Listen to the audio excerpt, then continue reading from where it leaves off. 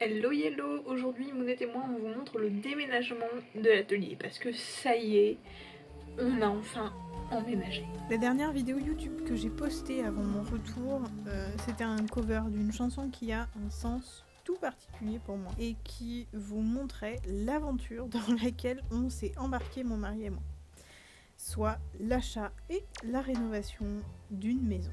On a fait tous les travaux nous-mêmes avec l'aide des beaux-parents et des parents évidemment, on n'a pas fait ça tout seul comme ça sans rien. Mais c'est une des raisons clairement pour lesquelles j'ai plus fait de vidéo après celle-ci, car ça nous a demandé un travail de dingo pendant un tout petit peu moins de 2 ans. Et tout le temps de ces travaux, on a continué d'habiter dans une maison qu'on louait. C'est là que j'ai investi la chambre parentale pour installer atelier. Cette pièce, c'était une chambre et une salle de bain qui ont été décloisonnées pour donner ce grand espace parental. C'est pour ça qu'il y avait une double vasque et une baignoire. Je vais pas vous mentir, une fois que cette pièce a été dédiée à mon activité, c'était la pièce la plus agréable de la maison pour moi. C'était un bel espace de travail avec 2 fenêtres pour apporter beaucoup de lumière, c'était vraiment idéal. Et finalement, les doubles vasques ont été plutôt utiles. Mais il était grand temps d'enfin emménager. Dans la nouvelle maison, on a prévu un grand espace atelier buanderie dans le garage. Mais il n'est pas encore prêt, vous voyez, il est encore à l'état de fondation. Donc en attendant, j'investis une chambre de la maison. D'ailleurs, si vous avez envie que je vous fasse une vidéo home tour, parce que je vous avoue que je pense que ma maison va être largement plus instagrammable que toutes les autres que je n'ai jamais eues dans ma vie. Donc je serais trop contente de pouvoir vous montrer, de pouvoir vous la montrer et de pouvoir vous raconter un peu toutes les petites anecdotes de ces 2 dernières années. Dites-le moi dans les commentaires. C'est nettement plus petit qu'avant, on va pas se mentir, c'est même en gros la moitié de ce que j'avais avant.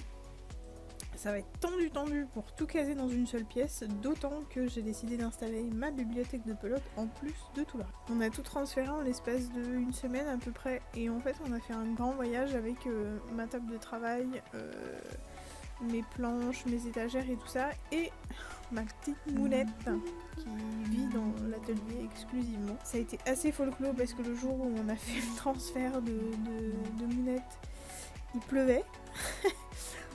Ça a été une galère monstrueuse pour transférer la table, tout était trempé. On a fait comme on a pu, mais voilà, c'était tout boueux, tout trempé, c'était bien galère. Mais bon, comme on a transféré les meubles le vendredi, ça m'a permis de prendre tout le week-end pour installer tout ce bazar. Le premier objectif, c'était de réinstaller le bureau. Le bureau, c'est 6 tréteaux et 2 grandes planches de 2,50 m de long chacune. Donc c'est pas un petit bureau. J'ai pas eu le choix de les remettre en angle comme dans l'ancienne pièce, de toute façon j'aurais pas eu le choix de faire autrement. Et après j'ai réinstallé mon système d'étagères et de tiroirs pour ranger tout mon matériel en hauteur. Les planches que j'utilise pour faire mon étagère, c'est des planches qui m'ont servi à faire mes premiers marchés avec mes créations.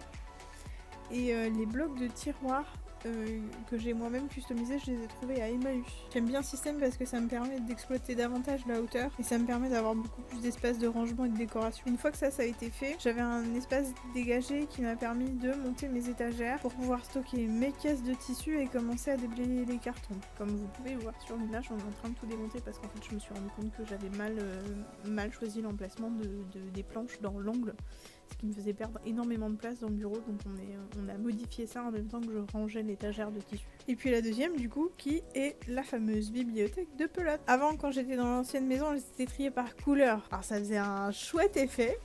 Visuellement c'était très beau, mais franchement c'était super galère pour choisir les bonnes couleurs qui vont bien ensemble et surtout les bonnes tailles de fil. Alors du coup cette fois-ci j'ai rangé par taille de fil. On verra à l'usure si ça me convient mieux comme ça. Je vous avoue c'est vraiment galère d'agencer une pièce minuscule avec autant de matériel. Mais je n'ai pas trop d'autres endroits où mettre tout ça étant donné que les autres pièces de la maison ne sont pas toutes terminées ou alors elles sont déjà dédiées à autre chose. Et c'est pour ça que j'ai décidé que le temps d'utiliser cette pièce, ma pauvre Mounette n'aura pas d'ordre. Je vous parle souvent de Mounette parce qu'en fait elle vit tout le temps dans ma pièce, elle n'en sort plus en fait et les autres chats ont plus accès à cette pièce parce qu'elle subissait beaucoup trop de harcèlement de la part de ses copains dans la maison et elle a très mal vécu tout ça, donc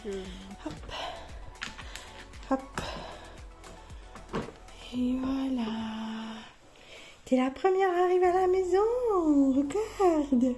Mais bon, elle a très vite pris possession des lieux et ça, y a pas de problème. Je sais qu'elle se sent mieux dans des espaces limités. Bon, j'ai encore énormément de rangement à faire, de tri, d'organisation pour être vraiment efficace à l'atelier.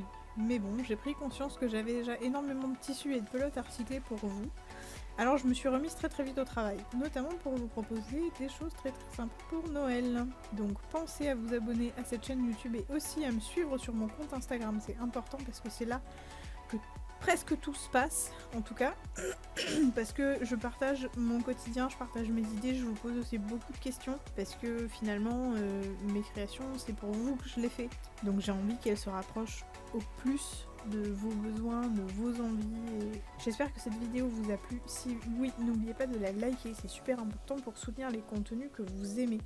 Et n'oubliez pas d'activer la cloche de la chaîne YouTube pour pouvoir être informé dès qu'une nouvelle vidéo sort. Bisous.